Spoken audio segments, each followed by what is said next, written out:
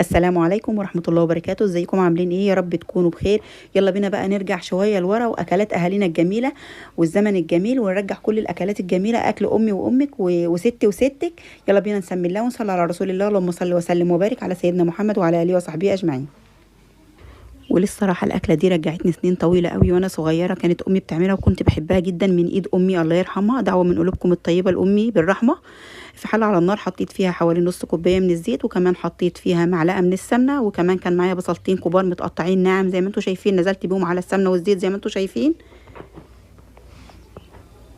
قلبتهم كويس جدا مع بعض لحد ما لون البصله احمر زي ما انتم شايفين كده، وكان معايا حوالي 5 فصوص من الثوم مفرومين كويس، نزلت عليهم زي ما انتم شايفين كده، واستنيت على ريحه الثوم مجرد لما تطلع. الاكله دي رغم بساطتها يا جماعه الا انها طعمها جميل جدا، جربوها بالطريقه دي هتعجبكم جدا جدا. وكان معايا في الوقت ده حوالي نص كيلو من عصير الطماطم.